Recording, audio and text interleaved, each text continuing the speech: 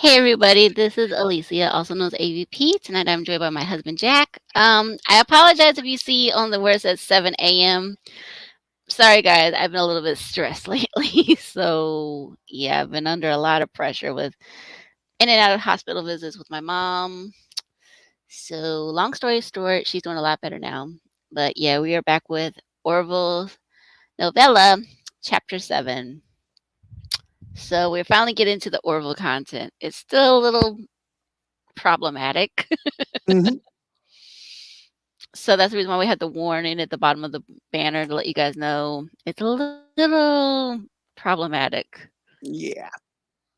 So we alter it around a little bit instead of saying certain things, we say no. Because my mom asked me a certain question today about that. I says, I don't think Seth is that way. The reason why he's supporting certain cultures, I'll say that nicely. Right.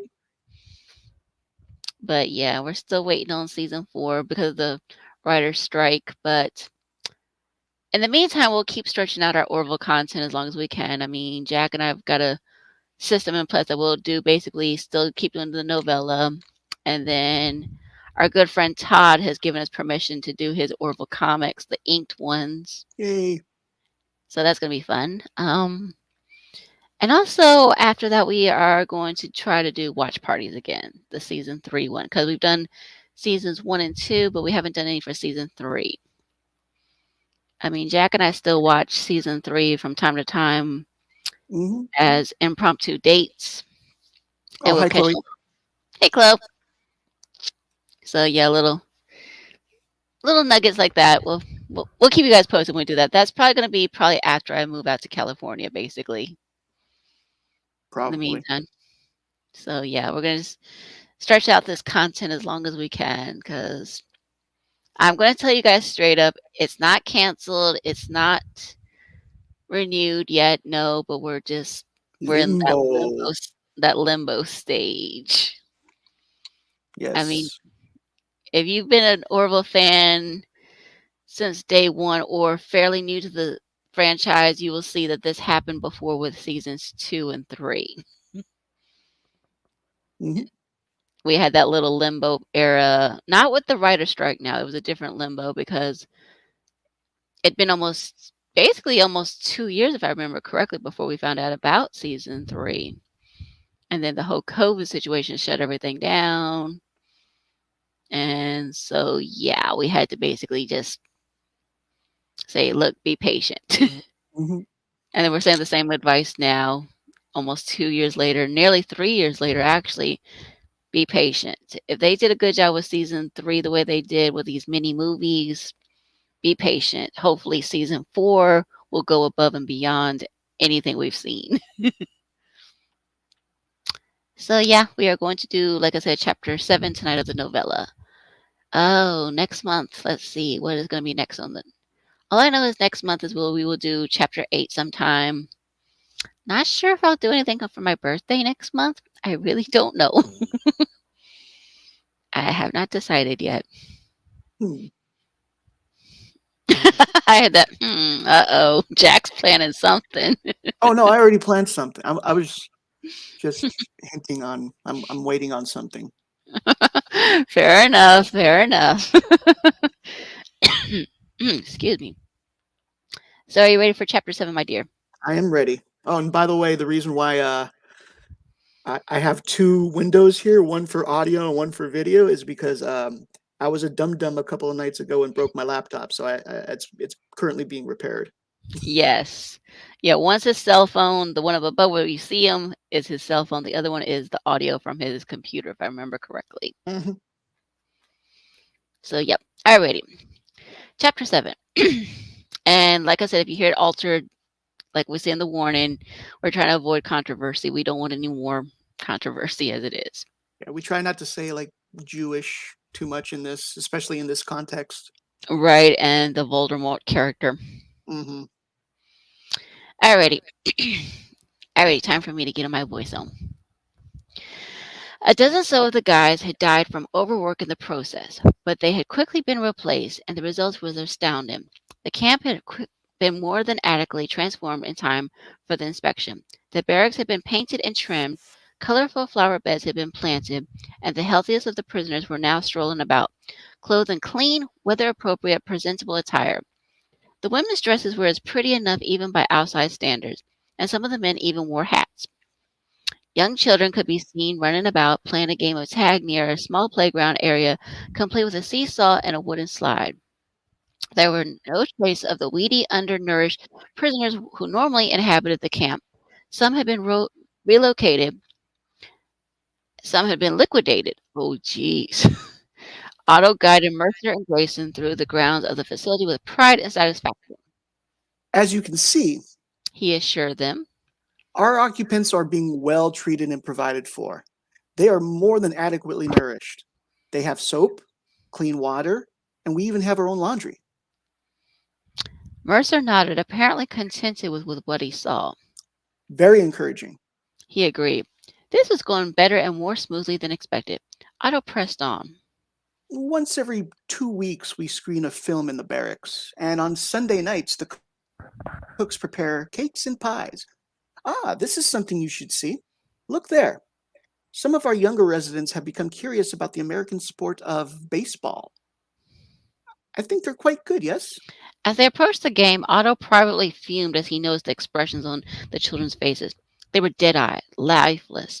Where were the smiles he had demanded under threat of punishment? Where was the laughter? They had been given a week's worth of regular meals in preparation for this day. If those little brats had exposed him in this operation, he would personally see them liquidated before lunchtime. Red Cross be damned. He guided Mercer and Grayson toward the other end of the grounds. Now, if you'll follow me, I'll show you the inside of the barracks. You'll find the accommodations to be more, please help us, they're killing us. Otto stopped dead in his tracks and felt a wave of combined panic and rage as he turned around. One of the prisoners had broken away from his assigned facade and was staggering toward Mercer and Grayson. Otto nodded sharply to the nearest guard, who approached the disruptive guy, a shortish, balding creature of about 40, as Otto hastily began damage control. My apologies. He said, mustering a reassuring smile for the visitors. Micah has had some psychological difficulties. The guy shouted with wild eyes. This is all a lie. They're killing us. I assure you, he's getting the very best medical care that we could provide for him, said Otto. The guard had begun gently but firmly to pull the upstart from the scene. Please help. I beg you, help us. The guard pulled harder. No. With remarkable adrenaline-fueled speed, the guy violently struck the guard square in the face, utterly unprepared for and unused to this level of rebellion. The guard was momentarily stunned, but one moment was enough. The prisoner wrestled the guard's machine gun free and turned it on him. He fired, spraying a load of bullets directly into the guard's chest. The man was dead instantly. Within seconds, every other weapon within the perimeter was at the ready, trained on the prisoner. All across the grounds, the newly groomed guys froze, stunned by what was happening. The guards cocked their guns. No, wait, shouted Otto. Perhaps the situation could still be salvaged from a political standpoint. If not, if the Red Cross's report was not what it must be, well, the thought of Phelan, Fleischenstein, Himmler was too unthinkable to contemplate. The consequences would very likely cost him his career, and possibly more than that. Otto slowly and cautiously moved toward the prisoner. Micah, he said in the gentlest tone of which he was capable. Put down the weapon. We want to help you. Micah stared with crazed look in his eye and did not yet shoot. His hand shook. It's the first time he's ever killed a man, thought Otto. He's reeling. He's still processing. Otto took advantage of the moment. No one is going to hurt you. I promise. He moved closer, closer. If that goddamn guy with his quivering hand actually pulled the trigger. Otto moved closer. He put a hand on his sidearm. The prisoner fired. Otto was hit. The bullets passed right through him. He looked down at his own body. Nothing. No wounds, no blood, not even a scratch or a graze. Was it possible? Could every single bullet have missed its mark at point-blank range? The guy rushed toward Otto and fired again. And again. The bullets passed through him as if they were spears of a deceased. He didn't even feel a change in air pressure. He was completely unharmed. It was inconceivable that anyone could have missed it that range with that weapon. One of the other guards then opened fire, shooting the prisoner in the head. He fell to the ground, unmoving. Otto was in shock. He stared blankly at the other guards, who appeared equally dumbfounded. It's impossible. One of them whispered softly with awe. Mercer stepped forward. Herr Vogel, He said, we can explain what's happening. even though the shock, Otto slowly became aware of the peculiarity.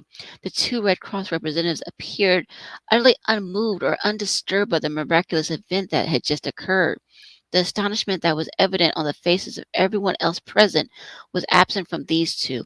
Grayson spoke the first of many words that would shatter Otto's world forever. Hold simulation. It happened instantaneously. The guards, the prisoners, everyone froze where they were. The cold was gone. The wind was gone. All was silent.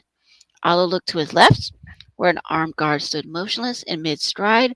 One foot was off the ground with a small cloud of dust in its wake. The dust did not move. What what trick is this? He hissed fiercely, though in the sound of his own voice he heard far more fear than rage. He marched straight at the frozen guard, moving to grab the man by the shoulders. Answer me now. He passed right through him. Otto fell to the ground, landing hard on his face. Of course there was no pain. There never was, never had been. He awkwardly turned himself over and looked up. In the sky above him, a wood pigeon hung in place. Its wings spread in mid-flight, but it did not move. Otto felt as if he were oozing out of his own body, watching events unfold from a detached place. Is this what it's like to go mad? As if in a dream, Mercer and Grayson approached him. He became freshly aware of a small brown satchel that hung from Grayson's shoulder. The guard at the gate had inspected upon entry, but all was in order. Now she removed it, reached in, and pulled out what appeared to be a white robe of some kind. Herr Vogel, she said, please put this on. What? He felt disoriented, nauseous, ready to vomit. Please put this on over your uniform, and we'll tell you what's going on. Mercer gave him what was clearly intended to be a reassuring look. Trust us. He said, with no other apparent move, presented himself. Otto extended a quivering hand and took the robe. It was soft, impossibly soft. The threads of the fabric were finer than the most expensive garment he'd ever seen or felt. He put on the robe. Mercer helped Otto to his feet, though it was unclear whether his legs would continue to operate under their own power. Herr Vogel, Said, Otto, said Mercer. I'm going to tell you something that will be very hard for you to believe, but you're going to have to try. What? Your world is not real.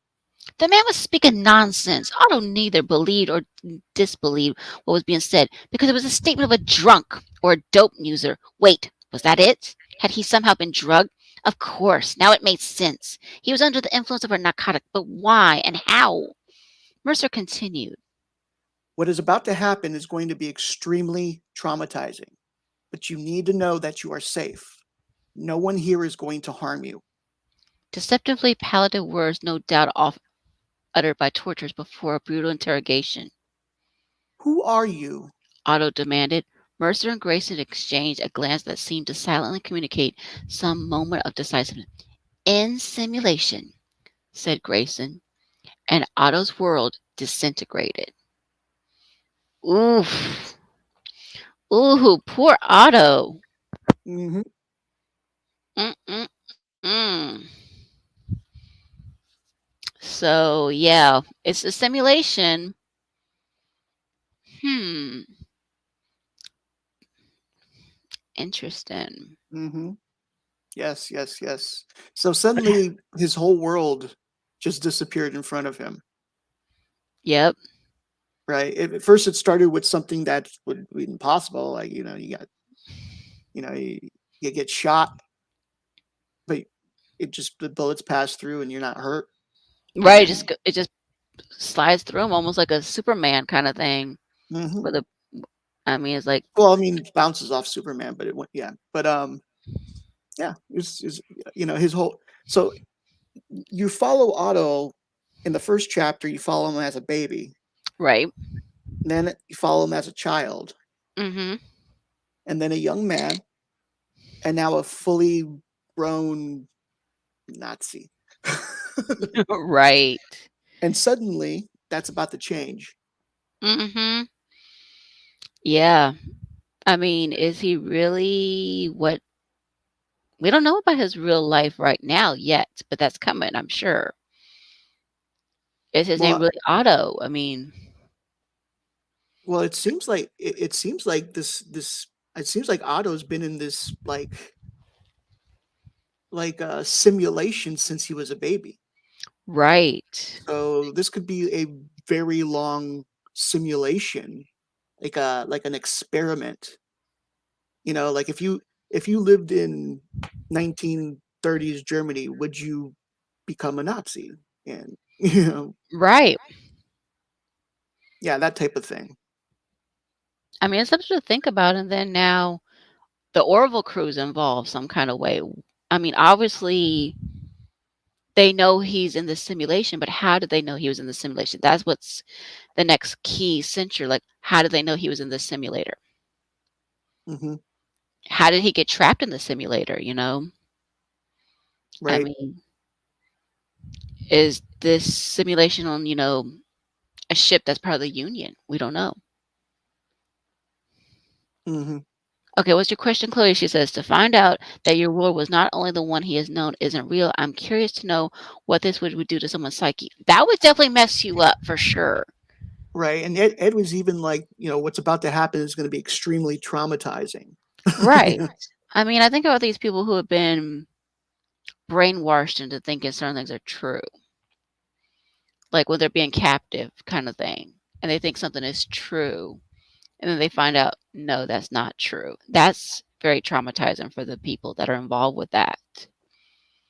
I think it's going to be some kind of trauma like that that's going to be that with Otto in this case, or whatever his name is, because to find out your whole world is a lie, everything that you believed was true, Hmm.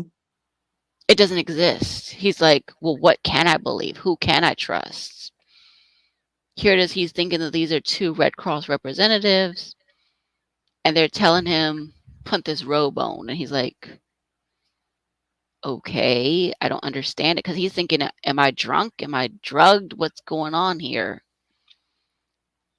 Well, I think I think the reason why they had him put the robe on was if if that whole world is a simulation, then so are his clothes, Right. perhaps. Exactly. And then when they ended the simulation, he probably his uniform probably disappeared too. Exactly. He'd be with nothing basically. So that's probably why they asked him to put the robe on. Mhm. Exactly. And now they've got to rebuild his life and say, "Hey, you're going to find out some stuff that you were think it was true is not true." Hmm. And it sort of makes sense the fact that it is a simulation, the fact that the way the timeline for his life escalates quicker than normal lifespan. Hmm. I mean, the fact that he gets involved with Annalise, like he says, "Oh, this is the woman I want to marry," and Well, turns out she's probably not real too. probably not.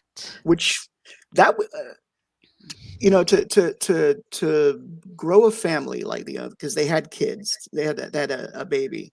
Right. Um, you know, to for all for you to do all that, do everything for your family, and then you know only to realize that your family never existed in the first place, or That would or that that would may, be that would yeah, be really hard. Yeah, yeah, that's true. I mean, yeah. I mean, was his family members part of the union? Why is he how did he get stuck there in the simulation? That's what we're gonna have to find out next with Otto, basically. Because I don't think his name is actually Otto, if I remember correctly. okay, But yeah, it's gonna be interesting. I mean, so far we've seen Ed and Kelly in it, but yeah, it's gonna be interesting to see what happens next to these characters. Like, okay, what's gonna happen to Otto? Because he's obviously not Otto. right. I mean, don't know. But yeah, it's been an interesting read so far, that's for sure. I mean, because I know people keep asking, should they have done this, filmed this after if season 4 comes back? I'm like, I got mixed feelings on that. I'll say that as much as we've been reading in here. I'd like to see it live action, but Jack and I both have agreed if it takes about halfway through this novella before you finally get any Orville content, you're going to be a little bit turned off by that, I think. Right. Yeah. I mean, if you were watching this instead of reading it, um, yeah, you'd probably think you're watching the wrong show. Basically, basically. Until like the theme song came up or something. And you go like, but then you'd be go like, well, okay, I see the theme, but how is this tied to the Orville, basically? I Ah, mean, that's how I felt with Majority Rule, honestly. I'll say that. I mean, I've said it many, many times. You guys have probably heard me say it. Because when the first time I saw it, when we deal with the first two characters, like, that's not Ed, that's not Kelly. Who are these people? Why are they running through this corridor? And it's not until they go, then they do the theme. I'm like, oh, I am watching the right show. It is Orville, but okay, that's a little weird. hmm So yeah, like I said, we will do chapter 8 next month. It's hard to believe that next month will be June. I mean, May is slowly coming to an end. Yep. Yep. Yep. But yeah, like I said, we will keep you posted when we get chapter 8 ready for you guys to read. I apologize again, like I said, because when I set up the stream, I put down 7 a.m. and instead of 7 p.m. But I've been dealing with a lot of stuff. My mom been in and out of the hospital, and I was a little out of it still. I think when I set it up, I was probably still a little sleepy. I mean, she's doing a lot better now. I'll say that. She's doing much, much better now that they got the air conditioning on in our apartment. That's a big, big help. Right. But yeah, and from what I'm hearing, it looks like PJ might be getting his Twitter account back soon. I don't know. I've been Finally. right. Nearly like 3 months later, I think. 4 months, 3, four More than months. that. Jeez. I know, it's crazy. But yeah. And yeah, like I said, I don't know if I'm going to do any streams or anything on my birthday yet. I may or may not. I mean, I don't know. It's still too early to determine, basically. Um, but yeah, the next thing we will do is, like I said, once we finish up the novella, in case you guys are curious, we're going to do, like I said, these comics that Todd created. I can share you guys what they look like in case you guys were curious. Like, well, what do they look like exactly? So you're probably thinking, well, I've never seen them. Well, these are not in print, actually. They're just digital things. And Todd was kind enough to give us permission to read them. Yay. So yeah, this is the comics. They're called Orville Inked, and they're in 3 parts. So this could be fun to read those.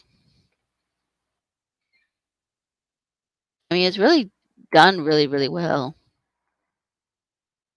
I mean, we got looks like Priya in this one, so yeah. Because I thought at first this was the actual comics, and then I started looking. I said, "Oh wait, this isn't." And then Jack told me, "Yeah, we should read these sometime." I'm like, okay. I can see there's a hmm little differences here and there in it, like a couple of things. Because like, oh, is this the comics? And I'm like, no, I see it's not. Because I see some stuff with the krill. But yeah, that's gonna be fun to read. And hopefully we can do some. I can start setting up some interviews for that too. Because I got some interviews I'm trying to set up, but I'm trying to make sure my move is finished with Jack before that's all done. hmm Yeah, I'm excited to read them too, Chloe. I really am. Because Todd gave us a good compliment and said, hey, you guys have very good speaking, reading voices. So that's good. Hopefully we can do it justice. I mean, we're not professionals. Jack and I are hardly professional. We're just two amateur Orville fans just having a good time with it, basically. So yeah, I think that's everything. Unless you have anything to add, my dear. Hmm. Not really. Other than renew the Orville and Right, and stay check out. Oh tuned. yeah, Jay Lee's got some cool stuff too. I told him I would wear next time I do a stream. I would wear some of my Jay Lee shirt. So yeah, I got my Jay Lee shirt. Do Better University. So I'm representing Orville and Jay Lee. So yeah, like I said, we will do Orville chapter 8 for the novella next month sometime. Birthday stream may or may not happen. We'll see. But yeah, you guys have a good rest of your day, and we will see you next time. Hmm. Bye.